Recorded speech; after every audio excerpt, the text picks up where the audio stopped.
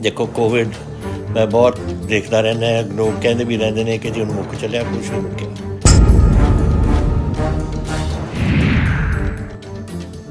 ਸਾਰੀ ਦੁਨੀਆ 'ਚ ਇਹ ਗੱਲ ਫੈਲ ਰਹੀ ਹੈ ਤੇ ਹੋ ਨਹੀਂ ਸਕਦਾ ਕਿ ਇਹ ਹਿੰਦੁਸਤਾਨ ਦੇ ਵਿੱਚ ਇਹ ਗੱਲ ਮੁੱਕ ਜੇ।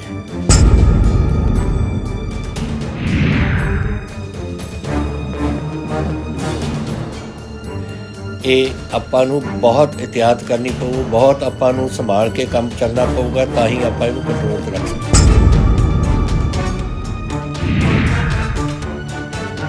ਇਹ ਬਿਮਾਰੀ ਕੀ ਹੈ? ਸਾਨੂੰ ਪਤਾ ਹੈ ਕਿ ਵਾਇਰਸ ਹੈ। किस किस्म का वायरस है, कितों आया, कैसे ਇਹਦੀ देखभाल होनी चाहिए है, कुछ किसी को कुछ नहीं पता। और कोई ना कोई ਇਹਦਾ कोई निकलूगा, लेकिन जो पता लग रहा जद निकलू कि की ਇਹਦਾ इलाज है, जद ਨੂੰ ਆਊਗਾ ਸਾਡੇ और ਇੱਥੇ ਅਸੀਂ इस्तेमाल कर सकांगे। साल लग सकता है।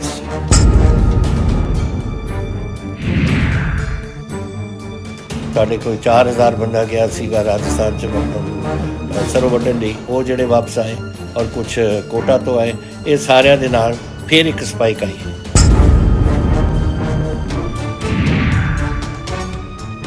36,820 बंदे फाइन हुए ने जिन्होंने मास्क नहीं पाया। 503 FIR हुई ने, ताकि इस नाल इन्हां नूं पता लगे कि जिहड़े बंदे कानून तोड़ते हैं उसका फिर की असर होंदा है।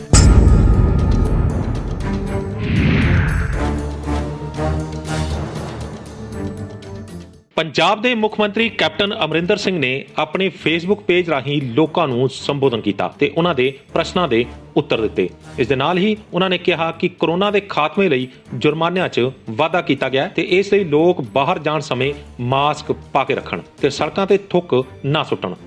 ਇਸ ਦੇ ਨਾਲ ਹੀ ਉਹਨਾਂ ਕਿਹਾ ਕਿ ਉਹ ਸੂਬੇ ਦੀ ਭਲਾਈ ਲਈ ਜੁਰਮਾਨਿਆਂ 'ਚ ਹੋਰ ਵੀ ਵਾਧਾ ਕਰ ਸਕਦੇ ਨੇ। ਇਸ ਲਈ ਸੂਬੇ ਦੇ ਲੋਕਾਂ ਨੂੰ ਸਰਕਾਰ ਵੱਲੋਂ ਜਾਰੀ ਕੀਤੇ ਗਏ ਸਾਰੇ ਨਿਯਮਾਂ ਦਾ ਸਤਿਕਾਰ ਕਰਨ ਦੀ ਸਲਾਹ ਦਿੱਤੀ। ਇਸ ਤੋਂ ਇਲਾਵਾ ਕੈਪਟਨ ਅਮਰਿੰਦਰ ਸਿੰਘ ਨੇ ਇਸ ਲਾਈਵ ਵਿੱਚ ਹੋਰ ਕੀ ਕਿਹਾ, ਆ ਤੁਸੀਂ ਆਪ ਹੀ ਦੇਖ ਲਓ। ਕਿ ਜਿਹੜਾ ਕੁਝ ਹੋ ਰਿਹਾ ਹੁਣ ਪੰਜਾਬ ਦੇ ਵਿੱਚ, ਉਹ ਮੈਂ ਤੁਹਾਡੇ ਸਾਹਮਣੇ ਇਹ ਸਾਰੀਆਂ ਗੱਲ ਰੱਖ ਸਕਾਂ।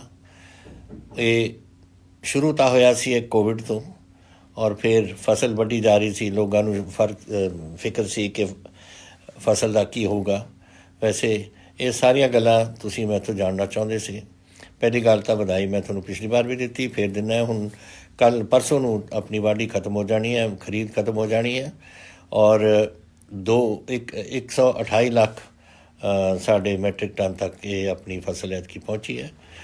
ਵਾਹਿਗੁਰੂ ਕਰੇ ਤੁਹਾਡੇ ਸਾਰੇ ਪਰਿਵਾਰ ਇਸ 'ਤੇ ਸੁਖੀ ਰਹਿਣ। ਉਹਦੇ 'ਚ ਤਕਰੀਬਨ 23,000 ਕਰੋੜ ਰੁਪਈਆ ਆਪਣੇ ਰੂਰਲ ਸੈਕਟਰ, ਆਪਣੇ ਕਿਸਾਨਾਂ ਵਾਸਤੇ ਇਹ ਆ ਚੁੱਕਿਆ ਇਸ ਫਸਲ ਦੇ ਰਾਹੀਂ। ਸੋ ਸਾਰੇ ਆਪਣੇ ਬੱਚਿਆਂ ਨੂੰ ਚੰਗੀ ਤਰ੍ਹਾਂ ਸਾਂਭ ਸਕੋਗੇ। ਜਿੱਥੇ ਤੱਕ ਕੋਵਿਡ ਦਾ ਮਸਲਾ ਹੈ, ਦੇਖੋ ਕੋਵਿਡ ਮੈਂ ਬਹੁਤ ਦੇਖਦਾ ਰਹਿੰਦਾ ਹੈ, ਲੋਕ ਕਹਿੰਦੇ ਵੀ ਰਹਿੰਦੇ ਨੇ ਕਿ ਜੀ ਹੁਣ ਮੁੱਕ ਚੱਲਿਆ, ਕੁਛ ਨਹੀਂ ਮੁੱਕਿਆ। ਇਹ ਦੁਨੀਆ ਤੁਸੀਂ ਅਗਰ ਦੇਖੋ, ਸਾਰੀ ਦੁਨੀਆ 'ਚ ਇਹ ਗੱਲ ਫੈਲ ਰਹੀ ਹੈ ਤੇ ਹੋ ਨਹੀਂ ਸਕਦਾ ਕਿ ਇਹ ਹਿੰਦੁਸਤਾਨ ਦੇ ਵਿੱਚ ਇਹ ਗੱਲ ਮੁੱਕ ਜੇ। ਇਹ ਆਪਾਂ ਨੂੰ ਬਹੁਤ ਇhtiyat ਕਰਨੀ ਪਊ, ਬਹੁਤ ਆਪਾਂ ਨੂੰ ਸੰਭਾਲ ਕੇ ਕੰਮ ਚੱਲਣਾ ਪਊਗਾ, ਤਾਂ ਹੀ ਆਪਾਂ ਇਹਨੂੰ ਕੰਟਰੋਲ 'ਚ ਰੱਖ ਸਕਾਂਗੇ। ਅੱਜ ਇਹ ਬਿਮਾਰੀ ਕੀ ਹੈ? ਸਾਨੂੰ ਪਤਾ ਹੈ ਕਿ ਵਾਇਰਸ ਹੈ। ਕਿਸ ਕਿਸਮ ਦਾ ਵਾਇਰਸ ਹੈ, ਕਿੱਥੋਂ ਆਇਆ, कैसे ਇਹਦੀ ਦੇਖਭਾਲ ਹੋਣੀ ਚਾਹੀਦੀ ਹੈ, ਕੁਝ ਕਿਸੇ ਨੂੰ ਕੁਝ ਨਹੀਂ ਪਤਾ। ਹੁਣ ਤਾਂ ਸਿਰਫ ਡਾਕਟਰ ਉਹੀ ਦੱਸਦੇ ਨੇ, ਥੋੜ੍ਹਾ ਬਹੁਤਾ ਜਿਹੜਾ ਤੁਹਾਨੂੰ ਦਵਾਈ ਕੋਈ ਕਰੋਸਿਨ ਦੇ ਦੇ ਜਾਂ ਕੁਛ ਦੇ ਦੇ ਤੁਹਾਨੂੰ ਤੁਹਾਡੀ ਸਿਹਤ ਠੀਕ ਰੱਖਣ ਵਾਸਤੇ, ਲੇਕਿਨ ਇਹਨੂੰ ਕੈਸੇ ਅਸੀਂ ਕਾਬੂ ਕਰ ਸਕਦੇ ਹਾਂ ਦੁਨੀਆ ਭਰ 'ਚ, ਉਹਦਾ ਹਾਲੇ ਕਿਸੇ ਨੂੰ ਪਤਾ ਨਹੀਂ। ਹਰ ਮੁਲਕ ਆਪਣੀ ਰਿਸਰਚ ਕਰ ਰਿਹਾ, ਹਿੰਦੁਸਤਾਨ ਵੀ ਕਰ ਰਿਹਾ, ਅਮਰੀਕਾ 'ਚ ਹੋ ਗਈ, UK 'ਚ ਹੋ ਗਈ, ਜਰਮਨੀ 'ਚ ਹੋ ਰਹੀ ਹੈ, ਸਵਿਟਜ਼ਰਲੈਂਡ ਵਿੱਚ ਹੋ ਰਹੀ ਹੈ, ਔਰ ਕੋਈ ਨਾ ਕੋਈ ਇਹਦਾ ਕੋਈ ਨਿਕਲੂਗਾ।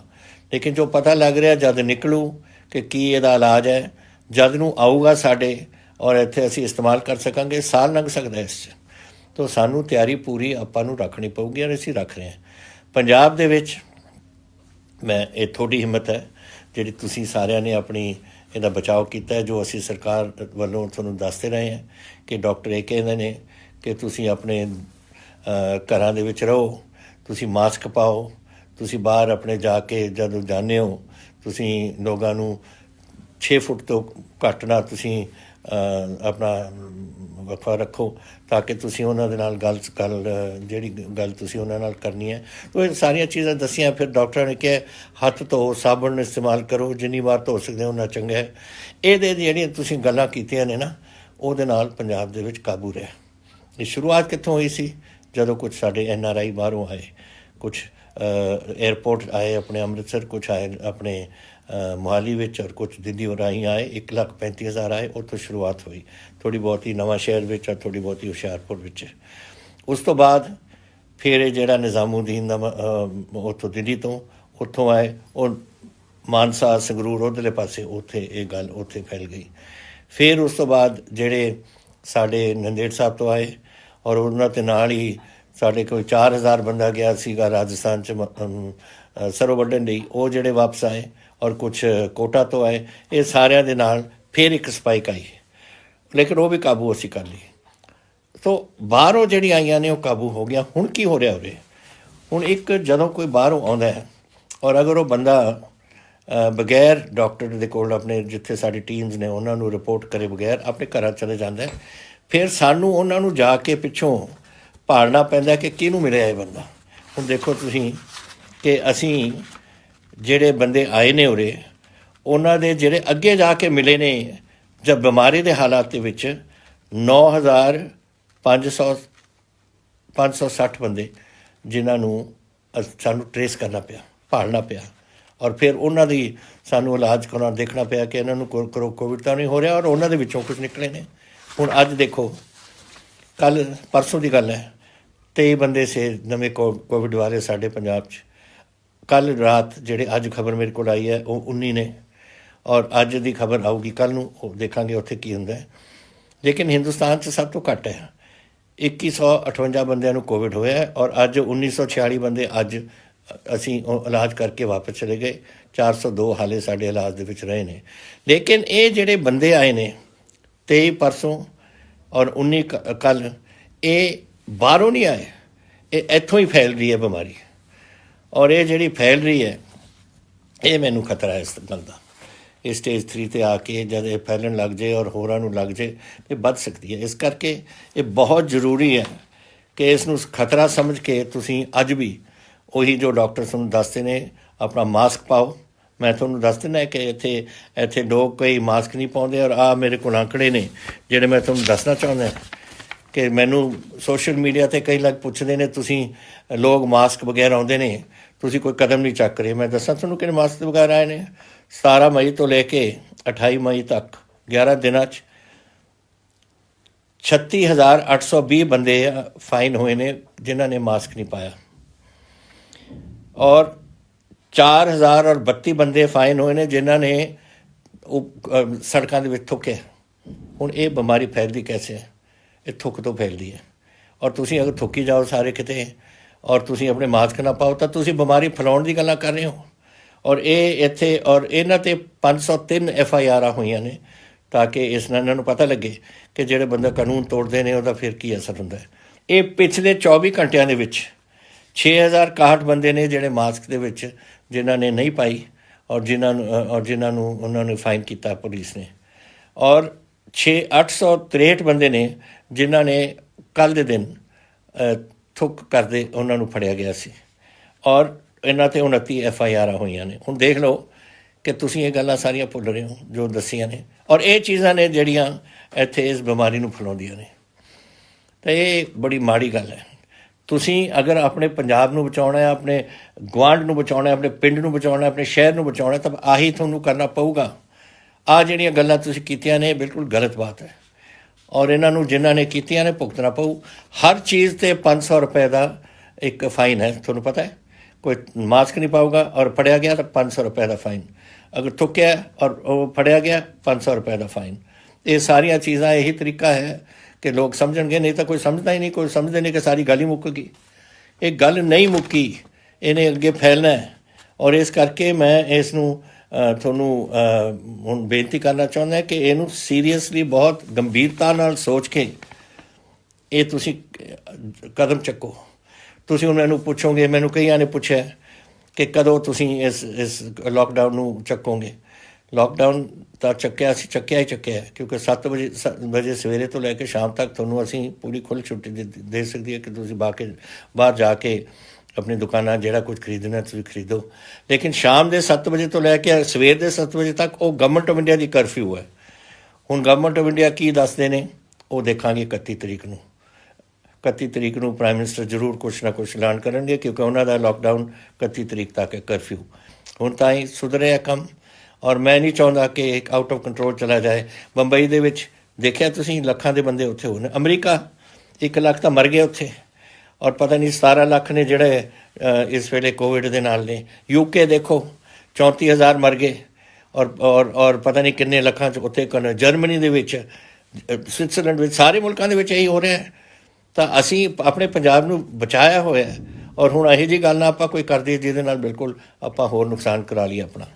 ਤਾਂ ਮੇਰੀ ਇਹੀ ਬੇਨਤੀ ਤੁਹਾਨੂੰ ਕੋਵਿਡ ਵਿੱਚ ਕੁਛ ਹੁਣ ਤੁਹਾਡੇ ਸਵਾਲ ਆਏ ਨੇ, ਉਹ ਸਵਾਲ ਮੈਂ ਹੁਣ ਤੁਹਾਡੇ ਉਹਨਾਂ ਦਾ ਜਵਾਬ ਦੇਣ ਦੀ ਕੋਸ਼ਿਸ਼ ਕਰਾਂਗਾ।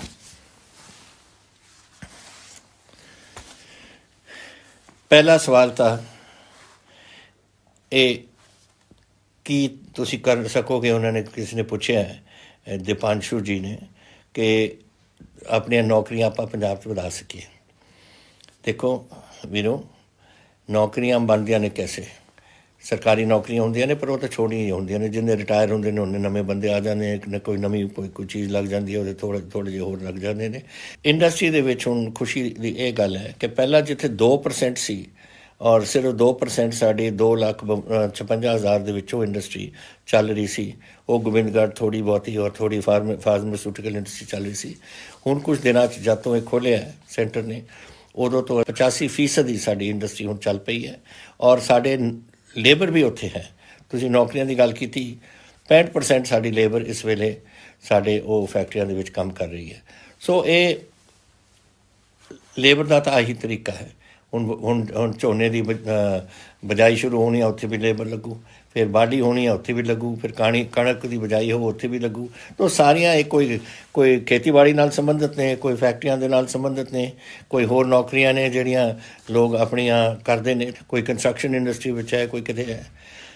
ਫਿਰ ਤੁਸੀਂ ਮੈਨੂੰ ਪੁੱਛਿਆ IT industry, multinational IT companies ਤੁਸੀਂ ਪੰਜਾਬ ਦੇ ਵਿੱਚ ਲਿਆਓ। ਇਹ ਤਾਂ ਪਹਿਲਾਂ ਹੀ ਅਸੀਂ ਲਿਆਏ ਹੋਏ ਹਾਂ। ਮੋਹਾਲੀ ਅਗਰ ਤੁਸੀਂ ਜਾ ਕੇ ਦੇਖੋ, ਜਦੋਂ ਮੇਰੀ ਪਹਿਲੀ ਸਰਕਾਰ ਸੀ ਅਸੀਂ ਇੰਨੀਆਂ ਉੱਥੋਂ ਲਿਆਈਏ। ਕੋਰਕ ਲੱਗੀ ਸੀ, ਜਿਹੜੇ ਤੁਸੀਂ ਵੱਡੇ ਵੱਡੇ ਨਾਮ ਜਾਣਦੇ ਹੋ ਸਾਰੇ ਇੱਥੇ ਆਏ ਹੋਏ ਸੀ। ਕਿ ਕੁਛ ਰੁਕਿਆ ਕੰਮ, ਕੁਛ ਬਦਲ ਗਿਆ ਕੰਮ। ਹੁਣ IT ਇੰਡਸਟਰੀ ਵੀ ਐਡਵਾਂਸ ਕਰ ਰਹੀ ਹੈ, ਕੁਛ ਕਿਸੇ ਤਰੀਕੇ ਨਾਲ ਚੱਲਦੀ ਹੈ, ਕੋਈ ਕਿਸੇ ਤਰੀਕੇ ਨਾਲ ਚੱਲਦੀ ਹੈ। ਤਾਂ ਹਾਲੇ ਵੀ ਚੱਲ ਰਹੀਆਂ ਨੇ, ਇੱਥੇ ਕਈ ਉਰੇ ਆਈਆਂ ਨੇ। ਵਾਧਾ ਉਹਨਾਂ 'ਚ ਆਉਣਾ ਹੈ। ਹੁਣ ਅਗਰ ਹਾਲਾਤ ਸੁਧਰਨਗੇ ਤਾਂ ਫਿਰ ਵਾਧਾ ਉਹਨਾਂ ਦੇ ਵਿੱਚ ਉਦੋਂ ਆਊਗਾ। ਇਹ ਜਸਟਿਸ ਸਿੱਧੂ ਸਾਹਿਬ ਨੇ ਅਤੇ ਗੌਰਵ ਕੁਮਾਰ ਜੀ ਨੇ ਫਾਜ਼ਿਲਕਾ ਤੋਂ ਪੁੱਛਿਆ ਮੈਨੂੰ, ਔਰ ਫਿਰ ਮੈਨੂੰ ਰੁਚਿਕਾ ਜੀ ਨੇ ਮੈਨੂੰ ਇਹ ਪੁੱਛਿਆ, ਤੁਹਾਨੂੰ 2% ਸਾਡੀ ਜਿਹੜੀ GSTP ਹੈ 6 ਲੱਖ ਕਰੋੜ, ਉਹਨਾਂ ਦੇ ਵਿੱਚੋਂ ਸਾਨੂੰ 3% ਦਾ ਲੋਨ ਲੈਣ ਵਾਸਤੇ ਇਜਾਜ਼ਤ ਹੈ। ਉਹ ਅਸੀਂ 2% ਹੋਰ ਮੰਗੀ ਸੀ ਕਿ 3% ਤੋਂ ਤੁਸੀਂ 5% ਕਰ ਦਿਓ ਕਿ ਅਸੀਂ ਲੈ ਸਕੀਏ, ਔਰ ਉਹ ਇਜਾਜ਼ਤ ਉਹਨਾਂ ਨੇ ਦੇ ਦਿੱਤੀ ਹੈ ਸਾਨੂੰ। ਲੇਕਿਨ ਉਹਦੇ 'ਤੇ ਇਹਨਾਂ ਨੇ ਕੰਡੀਸ਼ਨ ਲਗਾ ਦਿੱਤੇ। ਹੁਣ ਇਹ ਕੰਡੀਸ਼ਨ ਨਹੀਂ ਲੱਗ ਸਕਦੇ। ਇਹ ਫੈਡਰਲ ਸਟਰਕਚਰ ਹੈ। ਸਾਡਾ ਆਰਥਿਕਤਾ ਸਾਡੇ ਆਪਣੇ ਹੱਥਾਂ ਦੇ ਵਿੱਚ ਹੈ, ਸਾਡੇ ਹੱਥਾਂ ਦੇ ਵਿੱਚ। ਫਾਈਨੈਂਸ਼ੀਅਲ ਜਿਹੜੇ ਇੰਸਟੀਟਿਊਸ਼ਨਸ ਨੇ ਕੈਸੇ ਚੱਲਦੀਆਂ ਨੇ ਉਹ ਸਾਡਾ ਕੰਮ ਹੈ। ਫਾਈਨੈਂਸ ਕੈਸੇ ਚੱਲਦੇ ਨੇ ਕਿਸੇ ਮਹਿਕਮੇ ਦੇ, ਉਹ ਸਾਡਾ ਕੰਮ ਹੈ। ਔਰ ਤੁਸੀਂ ਨਹੀਂ ਲਗਾ ਸਕਦੇ ਇਹਦੇ 'ਤੇ ਕਿ ਤੁਸੀਂ ਉਹਦੇ 'ਤੇ ਲਗਾ ਦਿਓ ਕਿ ਜਿਹੜਾ ਅਗਰ ਤੁਸੀਂ ਇਹ 0.5% ਲੈਣਾ ਤਾਂ ਇਹ ਕਰਨਾ ਪਊ, ਜਾਂ 1% ਲੈਣਾ ਤਾਂ ਇਹ ਕਰਨਾ ਪਊ। ਤੁਹਾਡੇ ਹੱਥ 'ਚ ਨਹੀਂ, ਅਸੀਂ ਨਹੀਂ ਇਸ ਗੱਲ ਨੂੰ ਮੰਨਦੇ। ਐਂਡ ਇਹਨਾਂ ਨੂੰ ਗਵਰਨਮੈਂਟ ਆਫ ਇੰਡੀਆ ਨੂੰ ਇਸ ਨੂੰ ਅਮੈਂਡ ਕਰਨਾ ਪਊਗਾ ਕਿ ਅਨਕੰਡੀਸ਼ਨਲ ਇਹ ਸਾਨੂੰ ਇਹ ਪੈਸੇ ਦੇਣੇ ਪੈਣਗੇ ਉਹਨਾਂ ਨੂੰ, ਜਿਹਦੇ ਨਾਲ ਅਸੀਂ ਆਪਣੇ ਪੰਜਾਬ ਨੂੰ, ਸਾਨੂੰ ਪਤਾ ਹੈ ਕਿ ਸਾਡੇ ਕਿਹੜੇ ਮਹਿਕਮੇ ਦੇ ਵਿੱਚ ਸਾਨੂੰ ਕੀ ਕੁਛ ਲੋੜ ਹੈ, ਔਰ ਸਾਡਾ ਪੈਸਾ ਹੈ, ਅਸੀਂ ਉਧਾਰ ਲੈ ਰਹੇ ਹਾਂ ਔਰ ਅਸੀਂ ਮੋੜਨਾ ਹੈ, ਔਰ ਤੁਸੀਂ ਸਾਨੂੰ ਦੱਸੋ ਕਿ ਕੈਸੇ ਕਰੋ। ਇਹ ਕੈਸੇ ਚੱਲ ਸਕਦਾ ਕੰਮ?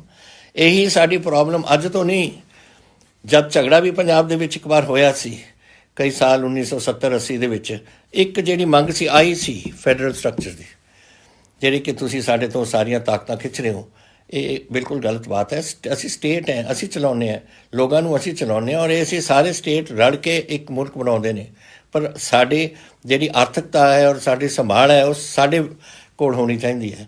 ਕੋਈ ਸਾਨੂੰ ਨਹੀਂ ਕਹਿ ਸਕਦਾ ਕੋਈ ਕਿ ਤੁਸੀਂ ਆਹ ਚੀਜ਼ ਕਰੋ ਜਾਂ ਉਹ ਚੀਜ਼ ਕਰੋ ਜਾਂ ਉਹਦੇ 'ਤੇ ਤੁਸੀਂ ਅਸੀਂ ਇਹ ਕੰਡੀਸ਼ਨ ਲਾਵਾਂਗੇ ਜਾਂ ਉਹ ਕੰਡੀਸ਼ਨ ਲਾਵਾਂਗੇ। ਅਸੀਂ ਇਹਦੇ ਨਾਲ ਸਹਿਮਤ ਨਹੀਂ, ਔਰ ਇਹ ਨਹੀਂ ਹੋਏਗਾ ਸਾਡੇ ਵਾਸਤੇ। ਫਿਰ ਤੁਸੀਂ ਪੁੱਛਿਆ ਸੀ ਕਿ ਹੁਣ ਲੋਕਡਾਊਨ 5 ਦਾ ਕੀ ਹੋਏਗਾ।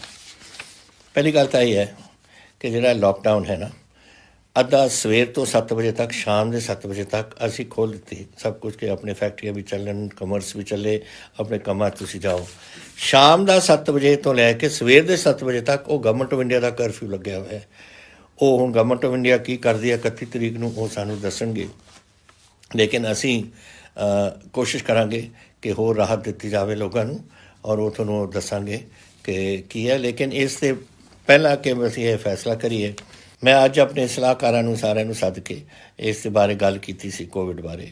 ਡਾਕਟਰ ਸਾਹਿਬ ਨੇ ਸਾਰੇ ਜਿਹੜੀ ਅਸੀਂ ਕਮੇਟੀ ਬਣਾਈ ਹੈ ਇਸ ਵਾਸਤੇ, ਔਰ ਹੁਣ ਅਸੀਂ ਵੇਟ ਕਰ ਰਹੇ ਹਾਂ ਦੇਖਣ ਨੂੰ ਕਿ ਐਲਾਨ ਕਰਨ ਤੋਂ ਪਹਿਲਾਂ ਕਿ ਸੈਂਟਰ ਦੀ ਗਵਰਨਮੈਂਟ ਕੀ ਦੱਸਦੀ ਹੈ। ਉਹ 31 ਤਾਈਂ ਉਹਨਾਂ ਦਾ ਲੋਕਡਾਊਨ ਸੀ, 31 ਤਾਈਂ ਮੇਰਾ ਖਿਆਲ ਪ੍ਰਧਾਨ ਮੰਤਰੀ ਜੀ ਆਪਣਾ ਐਲਾਨ ਕਰਨਗੇ। ਸੈਮ ਨੇ ਮੈਨੂੰ ਪੁੱਛਿਆ ਕਿ ਲੋਕਡਾਊਨ ਅਗਰ ਕੰਟੀਨਿਊ ਕਰੇਗੀ, ਰਿਸਟ੍ਰਿਕਸ਼ਨਸ ਘੱਟ ਹੋਣਗੀਆਂ ਜਾਂ ਨਹੀਂ। ਜ਼ਰੂਰ ਘੱਟ ਕਰਾਂਗੇ। ਇਹ ਤਾਂ ਅਸੀਂ, ਜੈਸੇ ਮੈਂ ਤੁਹਾਨੂੰ ਕਿਹਾ ਕਿ ਡਾਕਟਰ ਅੰਤ ਵਿੱਚ ਦਾ ਫੈਸਲਾ ਗਵਰਨਮੈਂਟ ਆਫ ਇੰਡੀਆ ਔਰ ਅਸੀਂ ਰਲ ਕੇ ਕਰਾਂਗੇ ਇਸ ਗੱਲ 'ਤੇ ਕਿ ਕੀ ਕਰਨਾ ਹੈ ਕੀ ਨਹੀਂ ਕਰਨਾ। ਲੇਕਿਨ ਅੱਜ ਸਾਰੀ ਦੁਨੀਆ ਜਾ ਰਹੀ ਹੈ ਲੋਕਡਾਊਨ ਨੂੰ ਘਟਾਉਣ ਵਾਸਤੇ, ਕਿਉਂਕਿ ਅਸੀਂ ਆਰਥਿਕਤਾ ਆਪਣੇ ਮੁਲਕ ਦੀ ਔਰ ਆਪਣੇ ਸੂਬਿਆਂ ਦੀ ਕਾਇਮ ਰੱਖਣੀ ਹੈ, ਔਰ ਇਸ ਲਈ ਸਾਨੂੰ ਕੋਈ ਲੋਕਡਾਊਨ ਦੇ ਵਿੱਚ ਕੋਈ ਜਿਹੜਾ ਕੁਝ ਵੀ ਅਸੀਂ ਕਰ ਸਕਦੇ ਹਾਂ ਉਹ ਅਸੀਂ ਤੁਹਾਡੇ ਫਾਇਦੇ ਵਾਸਤੇ ਅਸੀਂ ਕਰਾਂਗੇ ਇਸ ਨੂੰ। ਕੇਸ ਤੁਸੀਂ ਕਹੇ ਨੇ ਕਿ ਅੰਮ੍ਰਿਤਸਰ ਦੇ ਵਿੱਚ ਡਾਕਟਰ ਕਹਿ ਰਹੇ ਨੇ, ਇਹ ਵਰੁਣ ਨੇ ਅੰਮ੍ਰਿਤਸਰ ਤੋਂ, ਕਿ ਇੱਕ ਕਮਿਊਨਿਟੀ ਸਪਰੈਡ ਹੋ ਰਹੀ ਹੈ। ਇਹੀ ਮੈਂ ਹੁਣੀ ਗੱਲ ਕਰਕੇ ਹਟਿਆ, ਔਰ ਮੈਂ ਤੁਹਾਨੂੰ ਆਪਣੇ ਅੰਮ੍ਰਿਤਸਰ ਦਾ ਹੀ ਦੱਸ ਦਿੰਦਾ ਹੈ ਤੁਹਾਡੇ ਆંકੜੇ ਕੀ ਨੇ। ਆ ਲਓ, ਤੁਹਾਡੇ ਅੰਮ੍ਰਿਤਸਰ ਦੇ ਵਿੱਚ ਕੱਲ੍ਹ ਦੇ ਦਿਨ 7 ਕੇਸ ਨਵੇਂ ਆਏ ਨੇ। ਉਹ 7 ਕੇਸ, ਇੱਕ ਨਵਾਂ ਕੇਸ ਹੈ ਜਿਹੜਾ ਕਿਤੋਂ ਬਾਹਰੋਂ ਆਇਆ, ਔਰ 6 ਕਹੇ ਜਿਹੇ ਕੇਸ ਨੇ ਜੋ ਕੰਟੈਕਟ ਕੇਸ ਨੇ ਇੱਕ ਦੂਜੇ ਨੂੰ ਮਿਲ ਕੇ। ਸੋ ਜੋ ਤੁਹਾਨੂੰ ਡਾਕਟਰ ਅੰਮ੍ਰਿਤਸਰ ਦੇ ਵਿੱਚ ਕਹਿ ਰਹੇ ਨੇ ਸਹੀ ਕਹਿ ਰਹੇ ਨੇ। ਇਹ ਹੁਣ ਆਪਸ 'ਚ ਫੈਲ ਰਹੀ ਹੈ ਗੱਲ ਆਪਣੇ ਸ਼ਹਿਰਾਂ ਦੇ ਵਿੱਚ, ਆਪਣੇ ਮੁਹੱਲਿਆਂ ਦੇ ਵਿੱਚ, ਜਿੱਥੇ ਵੀ ਹੈ, ਔਰ ਇਹ ਖਤਰਨਾਕ ਚੀਜ਼ ਹੈ। ਔਰ ਇਸ ਦਾ ਤਾਂ ਹੀ ਅਸੀਂ ਇਸ ਨੂੰ ਫੈਸਲਾ ਕਰਨ ਵੇਲੇ ਅਸੀਂ ਇਹਦਾ ਧਿਆਨ ਜ਼ਰੂਰ ਕਰਾਂਗੇ ਇਸ ਗੱਲ ਨੂੰ। ਔਰ ਤੁਸੀਂ ਇਹ ਫਿਰ ਪੁੱਛਿਆ ਕਿ ਜੋਗਾ ਸਿੰਘ ਚੌਹਾਨ ਨੇ ਕਿ ਪ੍ਰਾਈਵੇਟ ਬੱਸਾਂ ਪਿੰਡਾਂ ਵਿੱਚ ਕਦੋਂ ਚੱਲਣਗੀਆਂ। ਸਾਡੇ ਵੱਲੋਂ ਕੋਈ ਰੁਕਾਵਟ ਨਹੀਂ। ਅਗਰ ਪ੍ਰਾਈਵੇਟ ਬੱਸਾਂ ਨਹੀਂ ਚੱਲਦੀਆਂ, ਉਹ ਉਹਨਾਂ ਦੀ ਆਪਣੀ ਸੋਚ ਹੋਣੀ ਹੈ।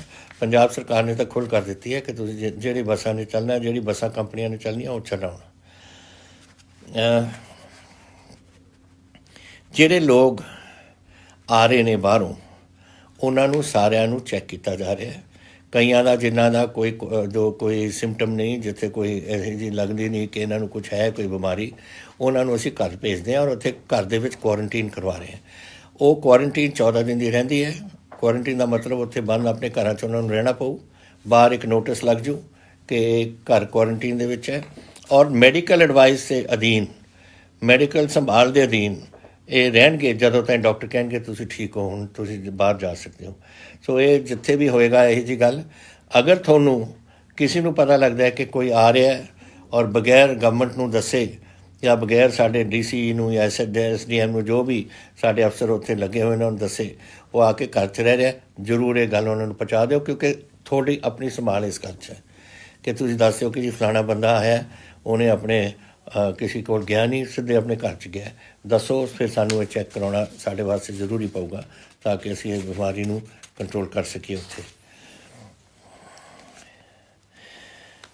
ਦੇਖੋ, ਟੈਸਟਾਂ ਦੀ ਗੱਲ ਇਹ ਹੈ, ਤੁਸੀਂ ਕਿਹਾ ਸੀ ਮੈਨੂੰ ਕਿ ਜਿਹੜੇ ਕਿੱਟ ਆਉਂਦੇ ਨੇ ਕਰੋਨਾ ਦੇ, ਇਹ ਕਿੱਟ ਆ ਗਏ ਸੀ। ਪਹਿਲਾਂ ਚਾਈਨਾ ਤੋਂ ਮੰਗਵਾਏ ਸੀ ਅਸੀਂ, ਫਿਰ ਮੇਰਾ ਖਿਆਲ ਸਾਊਥ ਕੋਰੀਆ ਤੋਂ ਮੰਗਵਾਏ ਸੀ। ਲੇਕਿਨ ਇਹਦੇ ਨਾਲ ਪਤਾ ਨਹੀਂ ਲੱਗ ਰਿਹਾ, ਕਿਤੇ ਕਿੱਟ ਦੇ ਵਿੱਚ ਉਹ ਬੰਦਾ ਕੋਈ ਕਰੋਨਾ ਨਜ਼ਰ ਆਉਂਦੀ ਹੈ, ਕਿਤੇ ਨਹੀਂ ਆਉਂਦੀ। ਤਾਂ ਇਹ ਕੋਈ ਠੀਕ ਨਹੀਂ ਸੀ। ਤਾਂ ਆਪਣੀ ਗਵਰਨਮੈਂਟ ਨੇ, ਹਿੰਦੁਸਤਾਨ ਦੀ ਗਵਰਨਮੈਂਟ ਨੇ ਇਹ ਕਿੱਟ ਵਾਪਸ ਕਰ ਦਿੱਤੇ ਨੇ, ਔਰ ਹੁਣ ਕਰੋਨਾ ਟੈਸਟਿੰਗ ਹੀ ਡਾਇਰੈਕਟ ਹੁੰਦੀ ਹੈ। ਉਹਦੇ ਵਾਸਤੇ ਪੰਜਾਬ 'ਚ ਪਹਿਲਾਂ ਸਾਡੇ ਕੋਲ ਬਹੁਤ ਘੱਟ ਸੀ, 700 ਦੇ ਕਰੀਬ ਹੁੰਦੇ ਸੀ, ਫਿਰ 2500 'ਤੇ ਪਹੁੰਚ ਗਏ, ਔਰ ਹੁਣ ਅਸੀਂ 6-7 ਟੈਸਟ ਡੇਲੀ ਅਸੀਂ ਕਰ ਰਹੇ ਹਾਂ। ਮਸ਼ੀਨਾਂ ਨਵੇਂ ਮੰਗਾਈਆਂ ਨੇ, ਔਰ ਡਾਇਰੈਕਟ ਕਰੋਨਾ ਦਾ ਟੈਸਟ ਇੱਥੇ ਹੋ ਰਿਹਾ। ਤਾਂ ਕੋਈ ਇਹੋ ਜਿਹੀ ਗੱਲ ਹੁੰਦੀ ਹੈ ਤਾਂ ਤੁਹਾਨੂੰ 24 ਘੰਟੇ 'ਚ ਪਤਾ ਲੱਗ ਜੂ ਕਿਸੇ ਨੂੰ ਕਰੋਨਾ ਹੈ ਜਾਂ ਨਹੀਂ ਹੈ। ਉਹ ਜਿਹੜਾ ਟੈਸਟ ਹੁੰਦਾ ਸੀ ਉਹ ਕਰੋਨਾ ਟੈਸਟ ਨਹੀਂ ਸੀ, ਉਹ ਐਂਟੀਬਾਡੀਜ਼ ਟੈਸਟ ਹੁੰਦਾ ਸੀ, ਇੱਕ ਹੋਰ ਕਿਸਮ ਦਾ ਟੈਸਟ। ਉਹ ਨਹੀਂ ਠੀਕ ਚੱਲਿਆ ਤਾਂ ਸਾਨੂੰ ਇਹ ਕਰਨਾ ਪਿਆ। ਹੁਣ ਇਹ ਸੰਦੀਪ ਜੀ ਲੁਧਿਆਣੇ ਤੋਂ ਉਹਨਾਂ ਨੇ ਸਵਾਲ ਕੀਤਾ ਮੈਨੂੰ, ਤੁਸੀਂ ਫਿਰ ਕਈ ਮੈਨੂੰ ਦੁਬਈ ਤੋਂ ਇੱਕ ਕਮਲਜੀਤ ਸਿੰਘ ਜੀ ਨੇ ਲਿਖਿਆ ਚੰਡੀਗੜ੍ਹ ਅਸੀਂ ਆਉਣਾ ਚਾਹੁੰਦੇ ਹਾਂ, ਕੋਈ ਫਲਾਈਟਾਂ ਨਹੀਂ। ਦੇਖੋ ਫਲਾਈਟਾਂ ਆਹਿਸਤਾ ਆਹਿਸਤਾ ਸਾਰੀ ਸ਼ੁਰੂ ਹੋ ਰਹੀਆਂ ਨੇ ਔਰ ਉਹਦੇ ਵਿੱਚ ਡੇਲੀ 3 ਫਲਾਈਟਾਂ ਦੁਬਈ 'ਚੋਂ ਆ ਰਹੀਆਂ ਨੇ ਲੋਕਾਂ ਨੂੰ ਲੈ ਕੇ। ਤੁਹਾਡਾ ਤਰੀਕਾ ਇੱਕੋ ਹੀ ਹੈ, ਅਸੀਂ ਵੀ ਇਤਲਾਹ ਕਰ ਦਾਂਗੇ, ਲੇਕਿਨ ਕੌਂਸੂਲੇਟ ਜੋ ਹੈ ਸਾਡਾ ਹਿੰਦੁਸਤਾਨ ਦਾ ਉੱਥੇ ਦੁਬਈ ਦੇ ਵਿੱਚ, ਉੱਥੇ ਜਾ ਕੇ ਤੁਸੀਂ ਆਪਣਾ ਨਾਮ ਨੋਟ ਕਰਾਓ ਔਰ ਦੱਸੋ ਕਿ ਤੁਸੀਂ ਚੰਡੀਗੜ੍ਹ ਪਹੁੰਚਣਾ ਔਰ ਜਦੋਂ ਫਲਾਈਟ ਦੇ ਵਿੱਚ ਉਹਨਾਂ ਨੂੰ ਜਗ੍ਹਾ ਹੋਏਗੀ ਤੁਹਾਨੂੰ ਉੱਥੋਂ ਭੇਜਣਗੇ। ਨਾਰਮਲ ਫਲਾਈਟਾਂ ਹਾਲੇ ਨਹੀਂ ਚੱਲੀਆਂ, ਇਹ ਸਿਰਫ ਜੋ ਆਪਣੇ ਲੋਕ ਉੱਥੇ ਫਸੇ ਹੋਏ ਨੇ ਉਹਨਾਂ ਵਾਸਤੇ ਫਲਾਈਟ ਹੈ। ਤਾਂ ਇਹ ਤੁਸੀਂ ਆਪਣੇ ਕੌਂਸਲ ਜਨਰਲ ਕੋਲ ਜਾਓ ਕੌਂਸੂਲੇਟ ਵਿੱਚ ਔਰ ਜਿਹੜਾ ਉੱਥੇ ਅਫਸਰ ਨਿਯੁਕਤ ਕੀਤਾ ਉਹ ਆਪਣਾ ਨੋਟ ਸਭ ਕੁਛ ਉਹਨੂੰ ਨੋਟ ਕਰਾਓ। ਫਿਰ ਤੁਸੀਂ ਇਹ ਵੀ ਪੁੱਛਿਆ ਕਿ UK ਦੇ ਕਦੋਂ ਫਲਾਈਟਾਂ ਜਾਣਗੀਆਂ। ਸਿਰਫ ਇੱਕ ਜਾ ਰਹੀ ਹੈ ਇਸ ਵੇਲੇ ਫਲਾਈਟ ਅੰਮ੍ਰਿਤਸਰ ਤੋਂ, ਅੱਗੇ ਕਦੋਂ ਜਾਣਗੀਆਂ, ਕਿੱਥੋਂ ਜਾਣਗੀਆਂ, ਇਹ ਹੁਣ ਜਦੋਂ ਗਵਰਨਮੈਂਟ ਆਫ ਇੰਡੀਆ ਫੈਸਲਾ ਕਰੂ ਉਹ ਦੱਸਣਗੇ, ਕਿਉਂਕਿ ਫਲਾਈਟਾਂ ਦਾ ਕੰਮ ਉਹਨਾਂ ਦਾ ਹੈ ਔਰ ਉਹਨਾਂ ਨੂੰ ਆਪਣੇ ਜੈਸੇ ਹੁਣ UK ਦੇ ਨਾਲ ਅਗਰ ਉਹ 4 ਫਲਾਈਟਾਂ ਭੇਜਦੇ ਨੇ ਆਪਾਂ 4 ਭੇਜਦੇ ਹਾਂ, ਅਗਰ ਉਹ 7 ਭੇਜਣਗੇ ਆਪਾਂ 7 ਭੇਜਾਂਗੇ, ਇਹ ਸਿਸਟਮ ਹੁੰਦਾ ਹੈ, ਕੁਛ ਰੱਖਿਆ ਹੁੰਦਾ। ਤਾਂ ਜਦੋਂ ਗਵਰਨਮੈਂਟ ਆਫ ਇੰਡੀਆ ਫੈਸਲਾ ਕਰੂ ਫਿਰ ਹੀ ਅਸੀਂ ਦੱਸ ਸਕਾਂਗੇ, ਇਹ ਸਾਡੇ ਅਧੀਨ ਨਹੀਂ ਹੈ ਫਲਾਈਟਸ, ਉਹੀ ਦੱਸਣਗੇ। ਇਹ ਸਵਾਲ ਸੀ ਮਨਸੀ ਪੂਰੀ ਜੀ ਦਾ ਅੰਮ੍ਰਿਤਸਰ ਤੋਂ। ਤੁਸੀਂ ਫਿਰ ਹੋਰ ਪੁੱਛਿਆ ਧੀਰਜ ਸ਼ਰਮਾ ਹੈਦਰਾਬਾਦ ਤੋਂ ਕਿ ਮੈਂ ਫਸਿਆ ਹੋਇਆ, ਸਾਡੇ ਲੋਕ ਫਸੇ ਹੋਏ ਨੇ ਪੂਨਾ, ਹੈਦਰਾਬਾਦ ਅਤੇ ਬੈਂਗਲੌਰ, ਕਦੋਂ ਚੰਡੀਗੜ੍ਹ ਦੀ ਫਲਾਈਟ ਸ਼ੁਰੂ ਹੋ ਰਹੀਆਂ ਨੇ। ਕੁਛ ਅੱਜ ਸ਼ੁਰੂ ਹੋ ਗਈਆਂ, ਬੈਂਗਲੌਰ ਦੀ ਤਾਂ ਸ਼ੁਰੂ ਹੋ ਗਈ, ਪੂਨਾ ਔਰ ਹੈਦਰਾਬਾਦ 2-4 ਦਿਨਾਂ 'ਚ ਇਹ ਵੀ ਸ਼ੁਰੂ ਹੋ ਜਾਣੀ ਹੈ। ਆਹਿਸਤਾ ਆਹਿਸਤਾ ਇਹ ਫਲਾਈਟਾਂ ਇੰਟਰਨਲ ਆਪਣੀਆਂ ਫਲਾਈਟਾਂ ਸ਼ੁਰੂ ਹੋ ਰਹੀਆਂ ਨੇ। ਧਰੁਵ ਜੈਨ ਜੀ, ਦੀਪਾਂਸ਼ੂ ਕੁਮਾਰ ਜੀ ਨੇ ਪੁੱਛਿਆ what are your views on foreign elements like Khalistan organisation try to disturb the peace in Punjab. ਮੇਰਾ ਖਿਆਲ ਤੁਹਾਨੂੰ ਬੜਾ ਇਹ ਪਤਾ ਹੋਣਾ ਚਾਹੀਦਾ ਹੈ ਕਿ ਮੈਂ ਇਸ 'ਤੇ ਬਹੁਤ ਸਖਤ ਖਿਲਾਫ ਹੈ ਔਰ ਸਖਤ ਕਾਰਵਾਈ ਕਰੂੰਗਾ।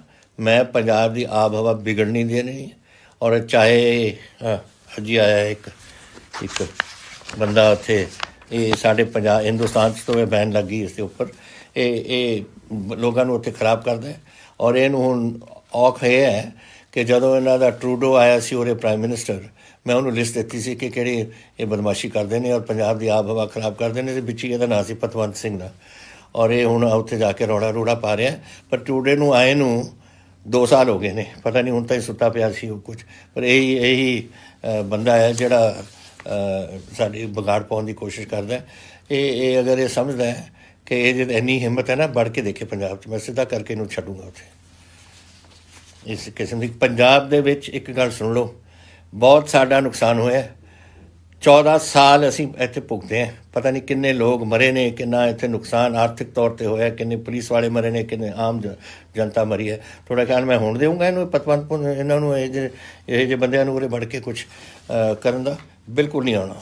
ਕੋਈ ਇੱਥੇ ਗੜਬੜ ਕਰਨ ਦੀ ਕੋਸ਼ਿਸ਼ ਕਰੇ, ਚਾਹੇ ਪਾਕਿਸਤਾਨ ਕਰੇ, ਚਾਹੇ ਇਹ ਕਰਨ, ਚਾਹੇ ਇਹ ਲੋਕ ਹੁਣ ਆਪਣੇ ਆਪ ਕੋਸ਼ਿਸ਼ ਗੁੰਡਾਗਰਦੀ ਜੋ ਇੱਥੇ ਕਰਦੇ ਨੇ, ਸਾਰਿਆਂ ਨੂੰ ਅਸੀਂ ਚੰਗੀ ਤਰ੍ਹਾਂ ਇਹਨਾਂ ਨੂੰ ਅੰਦਰ ਸਿੱਧਾ ਕਰਾਂਗੇ। ਇਹ ਸਮਝ ਲੈਣ, ਇਹਨਾਂ ਦੇ ਟੈਰਰਿਸਟ ਮੋਡਿਊਲਸ ਮੈਂ ਬਹੁਤ ਤੋੜ ਚੁੱਕੇ ਹਾਂ। 32 ਦੇ ਕਰੀਬ ਅਸੀਂ ਟੈਰਰਿਸਟ ਮੋਡਿਊਲ ਚੱਕੇ ਨੇ, ਕੋਈ 200 ਦੇ ਕਰੀਬ ਤਾਂ ਇਹਨਾਂ ਦੇ ਹਥਿਆਰ ਫੜੇ ਨੇ ਅਸੀਂ, ਔਰ ਸਾਰਿਆਂ ਨੂੰ ਫੜ ਕੇ ਅਸੀਂ ਸਿੱਧਾ ਕਰ ਰਹੇ ਹਾਂ। ਅਸੀਂ ਇਹੋ ਜਿਹੀ ਕੋਈ ਗੱਲ ਨਹੀਂ, ਇਹ ਨਾ ਸਮਝਣ ਇੱਥੇ ਕਿ ਪੰਜਾਬ ਇੱਥੇ ਆ ਕੇ ਤੁਸੀਂ ਜੋ ਜੀ ਕਰਦਾ ਤੁਸੀਂ ਕਰੀ ਚੱਲੋ। ਅਸੀਂ ਸਾਰੀ ਸਾਡੀ ਸਿਕਿਉਰਿਟੀ ਸਰਵਿਸਿਜ਼ ਤਿਆਰ ਬੈਠੀਆਂ ਨੇ, ਬਾਰਡਰ 'ਤੇ ਬੈਠੀ ਹੈ BSF, ਉਹਦੇ ਮਗਰ ਅਸੀਂ ਬੈਠੇ ਹਾਂ, ਸਾਡੇ ਮਗਰ ਬੈਠੀ ਹੈ ਫੌਜ। ਹੁਣ ਗੜਬੜ ਕਰਾ ਕੇ ਦਿਖਾਉਣ ਮੈਨੂੰ, ਬਿਲਕੁਲ ਸਿੱਧਾ ਕਰਾਂਗੇ ਇਹਨਾਂ ਨੂੰ। ਤੁਸੀਂ ਫਿਰ ਮੈਨੂੰ ਇਹ ਕਿਹਾ ਕਿ ਕਈ ਸਬਜ਼ੀਆਂ ਮੰਡੀਆਂ ਦੇ ਵਿੱਚ ਕੁਆਰੰਟੀਨ ਵਗੈਰਾ ਦਾ ਕੀ ਉੱਥੇ ਟ੍ਰੈਫਿਕ ਕੰਟਰੋਲ ਨਹੀਂ ਹੈ। ਉਹ ਮੈਂ ਪੁਲਿਸ ਵਾਲਿਆਂ ਨੂੰ ਦੱਸ ਰਿਹਾ ਕਿ ਸਬਜ਼ੀ ਮੰਡੀਆਂ ਦੇ ਵਿੱਚ ਜਿੱਥੇ ਜ਼ੋਰ ਹੁੰਦਾ ਸਵੇਰ ਦੇ ਵੇਲੇ, ਉਹ ਧਿਆਨ ਰੱਖਣ ਤਾਂ ਕਿ ਉੱਥੇ ਸੋਸ਼ਲ ਡਿਸਟੈਂਸਿੰਗ ਦਾ ਪ੍ਰਬੰਧ ਹੋ ਸਕੇ। ਸਪੂਰੀਅਸ ਲਿਕਰ ਐਲਕੋਹਲ ਪੰਜਾਬ ਦੇ ਵਿੱਚ ਮੈਨੂਫੈਕਚਰਿੰਗ ਦਾ ਇਹ ਹੁੰਦਾ ਹੈ ਹਰ ਵੇਲੇ। ਜਦ ਕਦੇ ਬੈਨ ਲੱਗ ਜਾਂਦਾ ਨਾ, ਚਾਹੇ ਅਮਰੀਕਾ ਦਾ ਇਤਿਹਾਸ ਦੇਖ ਲਓ, ਇਹ ਕਿਤੇ ਦਾ ਵੀ ਦੇਖ ਲਓ, ਉਦੋਂ ਲੋਕ ਇਹ ਗੜਬੜ ਕਰਨ ਦੀ ਕੋਸ਼ਿਸ਼ ਕਰਦੇ ਨੇ।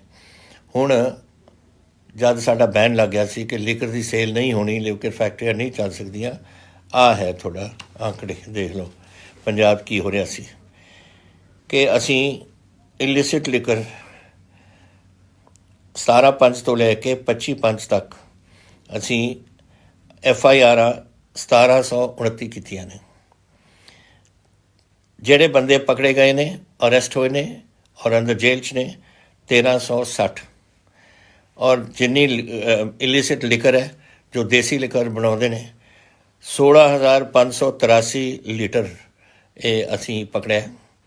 ਜਿਹੜੇ ਆਮ ਵਿਸਕੀਆਂ ਬਣਦੀਆਂ ਨੇ, ਪਤਾ ਨਹੀਂ ਅਸਲੀ ਹੈ ਜਾਂ ਇਹ ਭਰ ਕੇ ਅੰਦਰ ਭਰ ਦਿੰਦੇ ਨੇ, ਉਹ 62,477 ਲੀਟਰ ਅਸੀਂ ਇਹ ਫੜੀ ਹੈ।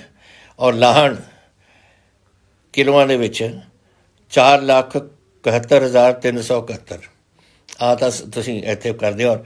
ਔਰ ਜਿਹੜੇ ਉਹ ਪੁਲਿਸ ਨੇ ਇਹ ਦੇਖਿਆ ਜਿੱਥੇ ਭੱਠਿਆਂ ਦੇ ਵਿੱਚ ਆਪਣੇ ਬਣਾਈ ਜਾਂਦੇ ਨੇ ਸ਼ਰਾਬ, ਉਹ 97 ਭੱਠੇ ਜੇ ਇਹਨਾਂ ਨੇ ਫੜ ਕੇ ਉੱਥੇ ਉੱਠ ਕੇ। ਇਸ ਕਿਸਮ ਦਾ ਤਾਂ ਥੋੜ੍ਹਾ ਕੰਮ ਹੋ ਰਿਹਾ ਹੈ। ਜਦੋਂ ਇਹ ਹੁੰਦਾ ਉਦੋਂ ਜਦੋਂ ਕੋਈ ਇਹ ਗੱਲ ਹੋਏ, ਹੁਣ ਇਹ ਬਿਲਕੁਲ ਸਖਤੀ ਨਾਲ ਅਸੀਂ ਲੱਗੇ ਹੋਏ ਹਾਂ। ਔਰ ਮੈਂ ਤੁਹਾਨੂੰ ਪੂਰਾ ਭਰੋਸਾ ਦਿੰਦਾ ਕਿ ਇੱਥੇ ਕੋਈ ਇਹੋ ਜਿਹੀ ਗੱਲ ਨਹੀਂ ਹੋਣੀ। ਇਹ ਗੱਲ ਜ਼ਰੂਰ ਹੈ ਕਿ ਬਾਹਰਲੇ ਸੂਬਿਆਂ ਤੋਂ ਇੱਥੇ ਆਉਣ ਦੀ ਕੋਸ਼ਿਸ਼ ਹੁੰਦੀ ਹੈ, ਕਿਉਂਕਿ ਪੰਜਾਬ ਦੀ ਸ਼ਰਾਬ ਮਹਿੰਗੀ ਹੈ ਕੁਛ, ਤਾਂ ਹਿਮਾਚਲ ਤੋਂ, ਚੰਡੀਗੜ੍ਹ ਤੋਂ, ਹਰਿਆਣਾ ਤੋਂ, ਰਾਜਸਥਾਨ ਤੋਂ ਕਦੇ ਉੱਧਰੋਂ ਆ ਜਾਂਦੀ ਹੈ। ਅਸੀਂ ਹੁਣ ਉੱਥੇ ਬਹੁਤ ਸਖਤੀ ਕਰ ਰਹੇ ਹਾਂ। ਕੋਈ ਇਹੋ ਜਿਹਾ ਸਮਗਲ ਕਰਨ ਦੀ ਕੋਸ਼ਿਸ਼ ਕਰੂ, ਉਹ ਫਿਰ ਅਸੀਂ ਬੜੀ ਸਖਤੀ ਨਾਲ ਉਹਨਾਂ ਦੇ ਨਾਲ ਵਰਤਾਓ ਕਰਾਂਗੇ। ਸਦਰ ਜੀ ਨੇ ਕਲਕੱਤੇ ਤੋਂ ਕਿ ਵਾਟ will you say about stand of between India and China, ਜੋ ਚੀਨ ਔਰ ਹਿੰਦੁਸਤਾਨ ਦੇ ਨਾਲ ਇਹ ਉੱਪਰਲੇ ਪਾਸੇ ਉਹਨਾਂ ਨੂੰ ਉੱਧਰ ਫਿਕਰ ਹੈ, ਕਿਉਂਕਿ ਉੱਧਰ ਅਰੁਣਾਚਲ ਦੇ ਵਿੱਚ ਇਹ ਕੁਛ ਹੋ ਰਿਹਾ, ਔਰ ਸਾਨੂੰ ਇੱਧਰ ਫਿਕਰ ਹੈ ਕਿਉਂਕਿ ਇੱਧਰ ਸਾਡੇ ਕਸ਼ਮੀਰ ਦੇ ਕੋਲ ਐਕਸਾਈਜ਼ ਚੀਨ ਵਗੈਰਾ ਵਿੱਚ ਹੋ ਰਿਹਾ।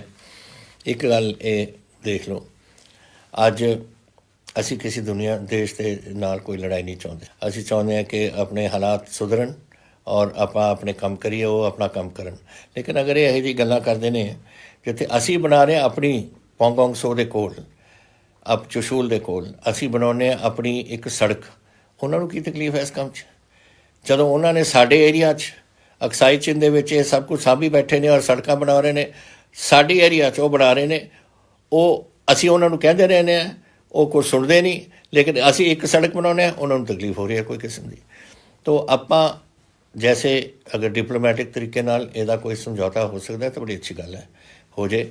ਅਸੀਂ ਨਹੀਂ ਚਾਹੁੰਦੇ ਕਿ ਝਗੜਾ ਹੋਏ, ਲੇਕਿਨ ਆਪਾਂ ਪਿੱਠ ਵੀ ਨਹੀਂ ਦਿਖਾਉਣੀ। ਔਰ ਇਹ ਚੀਨੀਆਂ ਨੂੰ ਪਤਾ ਹੋਣਾ ਚਾਹੀਦਾ ਹੈ ਕਿ ਇੱਕ ਵਾਰ ਹੋ ਗਿਆ ਸੋ ਹੋ ਗਿਆ। 1962 ਹਿੰਦੁਸਤਾਨ ਦੀ ਫੌਜ ਹੁਣ ਬਿਲਕੁਲ ਤਿਆਰ ਬੈਠੀ ਹੈ, ਤਾਂ ਇਹ ਸਾਡੇ ਨਾਲ ਪੰਗਾ ਨਾ ਲਓ। ਲੇਕਿਨ ਜੈਸੇ ਮੈਨੇ ਕਿਹਾ, ਅਸੀਂ ਜੰਗ ਨਹੀਂ ਚਾਹੁੰਦੇ, ਲੇਕਿਨ ਅਗਰ ਅਸੀਂ ਕਰਦੇ ਰਹੇ ਫਿਰ ਸਾਡੇ ਕੋਲ ਕੋਈ ਹੋਰ ਚਾਰਾ ਨਹੀਂ ਰਹਿਣਾ। ਇਸ ਕਰਕੇ ਤੁਸੀਂ ਵੀ ਸੁਧਰੋ ਔਰ ਤੁਸੀਂ ਸੁਧਰ ਕੇ ਸਾਡੇ ਨਾਲ ਗੱਲਬਾਤ ਕਰੋ ਔਰ ਇਹਦਾ ਹੱਲ ਕੱਢੀਏ ਆਪਾਂ ਕੁਛ। ਇਹ ਹੁਣ ਬੜੀ ਗੱਲ ਤੁਸੀਂ ਪੁੱਛੀ ਹੈ ਮੈਨੂੰ ਗਗਨਦੀਪ ਜੀ ਹੁਸ਼ਿਆਰਪੁਰ ਨਾਲ, ਕਿ ਅਕਾਲੀ ਦਲ ਕਹਿੰਦਾ ਕਿ ਅਸੀਂ ਬਿਜਲੀ ਪਾਣੀ ਤੇ ਦੀ ਮੋਟਰਾਂ 'ਤੇ ਬਿੱਲ ਲਾਵਾਂਗੇ। ਇਹ ਅਕਾਲੀ ਦਲ ਦੀ ਆਦਤ ਹੀ ਹੈ ਝੂਠ ਬੋਲਣ ਦੀ। ਜਦ ਤੋਂ ਪਿਛਲੀ ਸਰਕਾਰ ਸੀ ਮੇਰੇ, ਉਦੋਂ ਵੀ ਇਹਨਾਂ ਨੇ ਕਰਤੀ ਕਿ ਜੀ ਕਾਂਗਰਸ ਨੇ ਤਾਂ ਬਿੱਲ ਲਾ ਦੇਣੇ ਨੇ। ਹੁਣ 3 ਸਾਲ ਸਾਨੂੰ ਹੋ ਗਏ, ਹੁਣ ਰੋਜ਼ ਹੀ ਕਹੀ ਜਾਂਦੇ ਨੇ ਬਿੱਲ ਆਉਣਗੇ ਜੀ, ਬਿੱਲ ਆਉਣਗੇ ਜੀ। ਅਸੀਂ ਕਿਉਂ ਬਿੱਲ ਆਏ? ਅਸੀਂ ਕਮਲੇ ਹਾਂ ਕੋਈ ਕਿ ਬਿੱਲ ਲਾ ਦੀ ਆਪਣੇ ਕਿਸਾਨਾਂ ਦੇ ਉੱਪਰ, ਜਦੋਂ ਸਾਨੂੰ ਪਤਾ ਹੈ ਕਿ ਹਾਲਾਤ ਕੀ ਇੱਥੇ ਬਣੇ ਹੋਏ ਨੇ। ਇਹ ਬਿਲਕੁਲ ਕੋਈ ਬਿੱਲ ਨਹੀਂ ਸਾਡਾ ਪੰਜਾਬ ਦੇ ਉੱਪਰ, ਕਿਸੇ ਕਿਸਾਨ ਦੇ ਉੱਪਰ ਲੱਗਣਾ, ਕੋਈ ਟਿਊਬਵੈੱਲ ਦੇ ਉੱਪਰ ਨਹੀਂ ਲੱਗਣਾ। ਇਹਨਾਂ ਨੂੰ ਆਦਤ ਹੈ ਬੋਲਣ ਦੀ, ਤੁਸੀਂ ਇਹਨਾਂ ਦੀ ਆਦਤ ਵਿੱਚ ਨਾ ਪਾਓ। ਇਹਨਾਂ ਦੀ ਸੁਣਦੇ ਰਹੋ ਔਰ ਉਹਨਾਂ ਨੂੰ ਕਹਿ ਦਿਓ ਕਿ ਤੁਸੀਂ ਝੂਠ ਬੋਲ ਰਹੇ ਹੋ। ਮੈਂ ਬੈਠਾ ਉਰੇ ਦੇਖਾਂਗੇ ਕੌਣ ਬਿੱਲ ਇੱਥੇ ਲਾਉਂਦਾ। ਔਰ ਇਹ ਗੱਲਾਂ ਬਿਲਕੁਲ ਸਾਨੂੰ ਨਹੀਂ ਪਤਾ ਕਿ ਸਾਡੀ ਕਿਸਾਨੀ ਕਿਸ ਗਰੀਬੀ ਦੇ ਵਿੱਚ ਬੈਠੀ ਹੈ। ਸਾਡੇ ਤਕਰੀਬਨ 70% ਦੇ ਕੋਲ ਸਾਡੇ 5 ਕਿੱਲੇ ਤੋਂ ਘੱਟ ਦੇ ਮਾਲਕ ਨੇ, ਮਸਾਂ ਆਪਣੀ ਰੋਟੀ ਖਾਂਦੇ ਨੇ, ਬੱਚਿਆਂ ਨੂੰ ਰੋਟੀ ਖਵਾਉਂਦੇ ਨੇ। ਉਹਨਾਂ 'ਤੇ ਹੁਣ ਕੈਸੇ ਅਸੀਂ ਬਿੱਲ ਲਾ ਦਈਏ? ਤੋ ਇਹਨਾਂ ਗੱਲਾਂ 'ਤੇ ਤੁਸੀਂ ਨਾ ਆਓ। ਇਹ ਜ਼ਰੂਰ ਹੈ ਕਿ ਅਸੀਂ ਜਿਹੜੀ ਇਹ ਗਵਰਨਮੈਂਟ ਆਫ ਇੰਡੀਆ ਨੇ ਕੰਡੀਸ਼ਨ ਲਾਇਆ ਜਿਹੜਾ ਲੋਨ ਦੇਣ ਦਾ ਕਿ ਇਹ ਜਿਹੇ ਕੋਈ ਬਿੱਲ ਕਰਨੇ ਚਾਹੀਦੇ ਨੇ, ਤਾਂ ਪਰ ਉਹ ਸਾਡੀ ਮਰਜ਼ੀ, ਅਸੀਂ ਲਾਈਏ ਅਸੀਂ ਨਾ ਲਾਈਏ। ਜਿੱਥੇ ਤਾਈਂ ਸਵਾਲ ਕਰਨ ਦੀ ਗੱਲ ਹੈ, ਤੁਸੀਂ ਉਹਨੂੰ ਕਰੋ, ਉਹਨਾਂ ਨੂੰ ਕਰੋ ਕਿ ਤੁਸੀਂ ਆਪਣੇ ਵਜ਼ੀਰ ਬਿਠਾਏ ਹੋਏ ਨੇ ਉੱਥੇ ਦਿੱਲੀ ਦੀ ਸਰਕਾਰ ਵਿੱਚ, ਜਿਹੜਾ ਫੈਸਲਾ ਕਰਦੀ ਹੈ ਕਿ ਇੱਥੇ ਬਿੱਲ ਲਾਓ। ਔਰ ਕਿਆ ਕਰ ਰਹੀ ਹੈ ਹਰਸਿਮਰਤ ਕੌਰ? ਕਿਉਂ ਬੈਠੀ ਹੈ ਉੱਥੇ? ਉਹ ਕਿਉਂ ਨਹੀਂ ਬੋਲਦੀ ਕੈਬਨਿਟ ਦੇ ਵਿੱਚ? ਉਹ ਕਿਉਂ ਨਹੀਂ ਕਹਿੰਦੀ ਕਿ ਅਸੀਂ ਬਿੱਲ ਨਹੀਂ ਅਸੀਂ ਲਗਵਾਉਣ ਦੇਵਾਂਗੇ? ਉਹ ਤਾਂ ਕਹਿਣਾ ਨਹੀਂ, ਜਿਹੜੀ ਅਸੀਂ ਨਹੀਂ ਕਰਨ ਲੱਗੇ ਉਹ ਕਹਿਣਾ ਜੀ ਕਾਂਗਰਸ ਪਾਰਟੀ ਲਾਊਗੀ ਜੀ ਬਿੱਲ। ਤੋ ਇਹ ਜਿਹੜੀਆਂ ਗੱਲਾਂ ਸੈਂਟਰ ਦੀਆਂ ਇਹ ਜਿਹੀ ਚੀਜ਼ਾਂ ਨੇ, ਇਹ ਲੋਕਾਂ ਨੂੰ ਤੁਸੀਂ ਸਦਾ ਵਾਸਤੇ ਗੁੰਮਰਾਹ ਨਹੀਂ ਕਰ ਸਕਦੇ। ਇੱਕ ਵਾਰ ਕਰ ਲਓ, 2 ਵਾਰ ਕਰ ਲਓ, ਸਦਾ ਹੀ ਗੁੰਮਰਾਹ ਕਰਨ ਦੀ ਕੋਸ਼ਿਸ਼ ਕਰੀ ਜਾਂਦੇ ਨੇ। ਸੋ ਇਹ ਗੱਲਾਂ ਤੁਸੀਂ ਛੱਡੋ, ਕੋਈ ਬਿੱਲ ਨਹੀਂ ਲੱਗੇਗਾ। ਔਰ ਇੱਥੇ ਅਸੀਂ ਬਿਲਕੁਲ ਆਪਣਾ ਜੈਸੇ ਪਹਿਲਾਂ ਚੱਲਦਾ ਰਿਹਾ ਐਂ ਚੱਲੂਗਾ ਕੰਮ। ਅਗਰ ਉਹਨਾਂ ਨੇ ਸਾਨੂੰ ਇਹ ਕੰਡੀਸ਼ਨ ਲਾਈ ਹੈ ਤਾਂ ਜਿਹੜੀ ਕੰਡੀਸ਼ਨ ਲੱਗਣੀ ਹੈ, ਜਿੰਨਾ ਹਿੱਸੇ ਦਾ ਕੰਡੀਸ਼ਨ ਲੱਗਣਾ ਅਸੀਂ ਨਹੀਂ ਮੰਨਾਂਗੇ ਉਸ ਨੂੰ। ਉਹ ਉਹਨਾਂ ਦੀ ਮਰਜ਼ੀ ਹੈ, ਫਿਰ ਉਸ ਤੋਂ ਬਾਅਦ ਸਾਨੂੰ ਇਜਾਜ਼ਤ ਦੇਣ ਜਾਂ ਨਾ ਦੇਣ। ਟਿੱਡੀਆਂ ਦਾ ਜਿਹੜਾ ਕੰਮ ਹੈ ਮਸਲਾ ਤੁਸੀਂ ਮੈਨੂੰ ਪੁੱਛਿਆ ਹੈ, ਵਿਕਰਮ ਸਿੱਧੂ, ਰਜੌੜਾ ਗੌਰਵ ਅਤੇ ਵਿਭੂਤੀ ਭੂਸ਼ਣ ਨੇ ਕਿ ਇਹ ਟਿੱਡੀਆਂ ਦੇ ਉੱਪਰ ਤੁਸੀਂ ਕੀ ਕਰ ਰਹੇ ਹੋ। ਦੇਖੋ, ਇਹ ਟਿੱਡੀਆਂ ਦਾ ਬਹੁਤ ਬੜਾ ਹੈ। ਬਲੂਚਿਸਤਾਨ ਦੇ ਵਿੱਚ ਇਹਨਾਂ ਨੇ ਜਨਮ ਲਿੱਤਾ ਔਰ ਉੱਧਰੋਂ ਇੱਧਰ ਨੂੰ ਆ ਗਏ। ਇਹ ਆ ਗਏ ਸੀ ਸੰਗਰੀਆ ਤੱਕ। ਸੰਗਰੀਆ ਤੋਂ ਕੱਲ੍ਹ ਉਹ ਨੀਚੇ ਨੂੰ ਚਲੇ ਗਏ ਔਰ ਮੱਧ ਪ੍ਰਦੇਸ਼ ਦੀ ਤਰਫ। ਪਰ ਅਸੀਂ ਤਿਆਰੀ ਰੱਖੀ ਹੈ 7 ਜ਼ਿਲ੍ਹਿਆਂ ਜੋ ਬਿਲਕੁਲ ਨੀਚੇ ਰਾਜਸਥਾਨ ਹਰਿਆਣੇ ਦੇ ਨਾਲ ਲੱਗਦੇ ਨੇ, ਸਾਰਿਆਂ ਦੇ ਵਿੱਚ ਸਾਡੇ ਕੋਲ ਤਿਆਰੀ ਹੈ। ਦਵਾਈਆਂ ਛਿੜਕਾਉਣ ਵਾਲੀਆਂ ਮਸ਼ੀਨਾਂ ਸਭ ਕੁਝ ਤਿਆਰ ਪਿਆ। ਅਗਰ ਬਾਈ ਚਾਂਸ ਆ ਜਾਣ ਅਸੀਂ ਕਾਬੂ ਕਰਾਂਗੇ। ਲੇਕਿਨ ਇਸ ਵੇਲੇ ਵਾਹਿਗੁਰੂ ਦੀ ਕਿਰਪਾ ਨਾਲ ਆਪਣੇ ਵੱਲ ਨਹੀਂ ਆ ਰਹੇ, ਉੱਧਰ ਨੂੰ ਜਾ ਰਹੇ ਨੇ ਅਤੇ ਉਹਨਾਂ ਦੇ ਜਿਹੜੇ ਸੂਬੇ ਨੇ ਉਹ ਆਪਣਾ ਪ੍ਰਬੰਧ ਉੱਥੇ ਕਰ ਰਹੇ ਨੇ ਇਸ ਦਾ। ਇਹ ਫਿਰ ਗੋਬਿੰਦ ਜੀ ਨੇ ਕਪੂਰਥਲੇ ਤੋਂ ਬਿੱਲ ਦੇ ਬਾਰੇ ਪੁੱਛਿਆ, ਬਿਜਲੀ ਦੇ ਬਿੱਲਾਂ ਦਾ। ਉਹ ਮੈਂ ਤੁਹਾਨੂੰ ਦੱਸ ਚੁੱਕਿਆ, ਦੁਬਾਰਾ ਦੱਸਣ ਦੀ ਲੋੜ ਨਹੀਂ ਉਸਦੀ ਕਿ ਸਾਡਾ ਕੋਈ ਬਿੱਲ ਨਹੀਂ ਲੱਗੇਗਾ ਇੱਥੇ ਐਗਰੀਕਲਚਰ ਪੰਪਾਂ 'ਤੇ। ਤੁਸੀਂ ਇੱਥੋਂ ਜਵਾਹਰਪੁਰ, ਇੱਥੇ ਸਾਡੇ ਗੁਆਂਢੀ ਹੋ ਤੁਸੀਂ, ਪਿੰਡ ਗਵਾਰਪੁਰ ਆਪਣੇ ਮੋਹਾਲੀ ਦੇ ਵਿੱਚ ਹੀ ਡੇਰਾ ਬੱਸੀ ਦੇ ਏਰੀਆ 'ਚ। ਔਰ ਤੁਸੀਂ ਮੈਨੂੰ ਕਿਹਾ ਕਿ ਸਾਡੇ 50 ਕੇਸ ਸਾਡੇ ਹੋ ਚੁੱਕੇ ਨੇ, ਬਟ ਵਾਹਿਗੁਰੂ ਦੀ ਕਿਰਪਾ ਨਾਲ ਸਾਰੇ ਠੀਕ ਨੇ। ये भी तुसी क्या है कि आप लोगों को बोलो कि कोरोना से डरे मत, सरकार की जो हदायतें हैं उस पे पालन करो। वो कहते ने कि डरो नहीं, मैनू हो चुके है, मैं ठीक हो गया, पर करो तुसी वही गल्लां जो सरकार कहंदियां ने, सोशल डिस्टेंसिंग, हत्थ धोना जो डॉक्टर वगैरह कहते हैं। एक कुलविंदर सैनी है डेरा बसी तो, एक होर आई है उन्होंने इत्थों ही जसप्रीत भारद्वाज जी। मैं एक कैमिस्ट्री का लैक्चरर है, कैमिस्ट्री में पढ़ाना है, मैं ऑनलाइन क्लासे लैना है। मैं बड़ा खुश है जेडे तुसी कदम उठाए ने, ते असी सारे बिल्कुल ठीक है। साढ़े जेडे जिन्होंने हो गया सी कोरे वो ठीक हो गए। तुसी फिर ये पूछा मैनू कि कदों ये पूछा मैनू मानिक ने नीरज शर्मा, चेतन शर्मा जलंधर और करण नागरा और प्रभजोत सिंह के 10वीं दे डिकलेयर कदों करोगे। डिकलेयर तो असीं कर ही दिते कि ना 5वीं ना 8वीं ना 10वीं दे कोई थोनू इम्तिहान करने की लोड़ नहीं। जो थोड़े सर्टिफिकेट है वो सर्टिफिकेट थोनू बन के साडी डिपार्टमेंट ऑफ एजुकेशन देख लेगी कि थोनू ये पहुँच जाए। फिर तुसीं कुलदीप कौर जी ने लुधियाने कहा है कि कुछ स्कूल खुलन लग गए ने, ये बिल्कुल नहीं खुलणगे। जो हुक्म है सरकार का वो मनणगे इस स्कूल। और मैं डिप्टी कमिश्नर को सुनेहा भेज रहा कि चैक करन, खास करके लुधियाने जितों तुसीं पुछया कि किहड़े स्कूल खुले ने, इन्हां ते फाइन करांगे असीं नहीं असीं होण देना।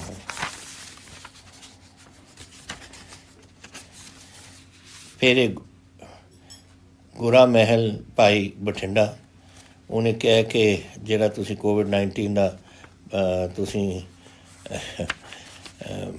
बड़ा वधिया काम किया है। मैं ये बारे गाना लिखा, मेरा तुहानूं सुनाना चाहुंदा।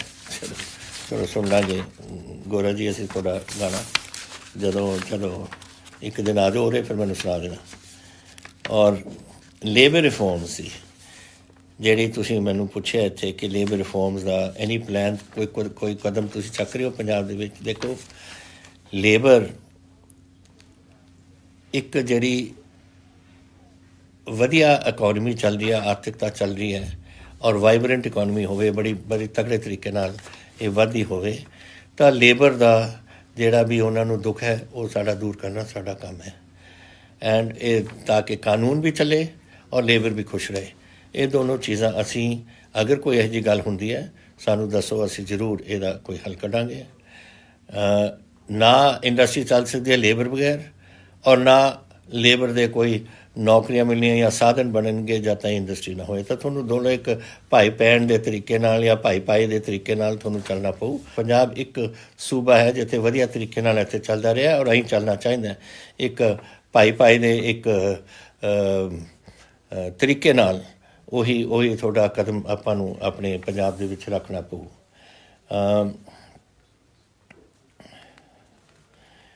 ਤੋ ਇਹੀ ਗੱਲਾਂ ਸੀਆਂ ਥੋੜ੍ਹੀਆਂ ਤੁਸੀਂ ਜਿਹੜੇ ਮੈਨੂੰ ਸਵਾਲ ਕੀਤੇ ਨੇ ਮੈਨੂੰ। ਵਾਹਿਗੁਰੂ ਕਰੇ ਇਹ ਜਿਹੜੇ ਹੁਣ ਆਪਾਂ ਮੇਰੇ ਮਨ 'ਤੇ ਤਾਂ ਇਹੀ ਕੋਵਿਡ ਦਾ ਹੁਣ ਰਹਿੰਦਾ। ਹੁਣ ਫਸਲ ਤਾਂ ਆ ਗਈ ਆਪਣੀ, ਲੇਕਿਨ ਇਹ ਕੋਵਿਡ ਇੱਕ ਚੀਜ਼ ਬਿਮਾਰੀ ਹੈ। ਮੈਂ ਨਹੀਂ ਚਾਹੁੰਦਾ ਕਿ ਦੇਖੋ ਹਰ ਪੰਜਾਬੀ ਜਿਹਨੂੰ ਕੋਵਿਡ ਹੁੰਦਾ ਮੈਨੂੰ ਦੁੱਖ ਹੈ। ਹਰ ਪੰਜਾਬੀ ਜਿਹੜਾ ਮਰਦਾ ਮੈਨੂੰ ਬਹੁਤ ਹੀ ਦੁੱਖ ਹੈ ਕਿ ਮੇਰਾ ਇੱਕ ਪਰਿਵਾਰ ਦਾ ਜੀਅ ਮੇਰਾ ਚਲਾ ਗਿਆ। ਤੁਹਾਨੂੰ ਪਤਾ ਹੈ ਕਿੰਨੇ ਸਾਡੇ ਮਰ ਚੁੱਕੇ ਨੇ ਅੱਜ ਤਾਈਂ ਜਦ ਤੋਂ ਕੋਵਿਡ ਸ਼ੁਰੂ ਹੋਇਆ। 40 ਪੰਜਾਬੀ ਸਾਰੇ ਇਕੱਲੇ ਜਿਨ੍ਹਾਂ ਦੇ ਪਰਿਵਾਰ ਨੇ। ਤੁਸੀਂ ਤਾਂ ਸਾਰੇ ਮੇਰੇ ਵੀਰ ਹੋ, ਕੋਈ ਮੇਰਾ ਭਾਈ ਹੈ, ਕੋਈ ਬੱਚੇ ਨੇ, ਕੋਈ ਤੁਸੀਂ ਮੇਰੇ ਬਜ਼ੁਰਗ ਹੋ। ਇਹ ਮੈਨੂੰ ਦੁੱਖ ਹੁੰਦਾ ਜਦੋਂ ਇਹ ਗੱਲ ਹੁੰਦੀਆਂ ਨੇ। ਤਾਂ ਹੀ ਮੈਂ ਤੁਹਾਨੂੰ ਬਾਰ-ਬਾਰ ਇਹ ਕਦਮ ਚੱਕਣ ਨੂੰ ਕਹਿਣਾ ਕਿ ਆਪਾਂ ਬਚਾ ਲਓ ਆਪਣੇ ਬੰਦਿਆਂ ਨੂੰ। ਔਰ ਪਲੀਜ਼ ਮੇਰੀ ਗੱਲ ਤੁਸੀਂ ਮੰਨੋ ਕਿ ਤੁਸੀਂ ਆਪਣੇ ਸੋਸ਼ਲ ਡਿਸਟੈਂਸਿੰਗ ਰੱਖੋ, ਹੱਥ ਧੋ, ਕੋਈ ਫालतू ਗੱਲਾਂ ਕਰਨ ਦੀ ਲੋੜ ਨਹੀਂ। ਔਰ ਮਾਸਕ ਪਾਓ। ਮਾਸਕ ਮੈਂ ਸਖਤੀ ਕਰੂੰ। 500 ਰੁਪਏ ਹੁਣ ਫਾਈਨ ਹੈ ਮਾਸਕ ਅਗਰ ਕੋਈ ਨਹੀਂ ਪਾਉਂਦਾ, ਔਰ 500 ਰੁਪਏ ਫਾਈਨ ਹੈ ਅਗਰ ਕੋਈ ਥੁੱਕਦਾ। ਔਰ ਇਹਨੂੰ ਮੈਂ बढ़ा ਦੂੰਗਾ ਹੋਰ, ਲੇਕਿਨ ਮੈਂ ਇੱਥੇ ਕਰੋਨਾ ਨਹੀਂ ਆਉਣ ਦੇਣਾ। ਔਰ ਤੁਹਾਨੂੰ ਮੈਂ ਬੇਨਤੀ ਕਰਦਾ ਤੁਸੀਂ ਸਾਰੇ ਪੰਜਾਬੀ ਹੋ, ਆਪਣੇ ਸੂਬੇ ਨੂੰ, ਆਪਣੇ ਗੁਆਂਢ ਨੂੰ, ਆਪਣੇ ਪਿੰਡ ਨੂੰ, ਆਪਣੇ ਸ਼ਹਿਰ ਨੂੰ ਤੁਸੀਂ ਬਚਾਉਣਾ ਹੈ ਔਰ ਤੁਹਾਨੂੰ ਇਹ ਕਦਮ ਚੱਕਣੇ ਪੈਣਗੇ। ਇਹੀ ਮੈਂ ਇੱਥੋਂ ਇੱਕ ਗੱਲ ਤੁਹਾਤੋਂ ਮੰਗਦਾ ਔਰ ਮੈਂ ਆਸ ਕਰਦਾ ਤੁਸੀਂ ਮੇਰੀ ਗੱਲ ਮੰਨੋਗੇ। ਹੁਣ ਮਿਲਾਂਗੇ ਆਪਾਂ ਫਿਰ ਅਗਲੇ ਹਫਤੇ। ਬਹੁਤ ਧੰਨਵਾਦ ਤੁਹਾਡਾ। ਜੈ ਹਿੰਦ। ਬਿਊਰੋ ਰਿਪੋਰਟ, ਹਕੀਕਤ ਟੀਵੀ ਪੰਜਾਬੀ।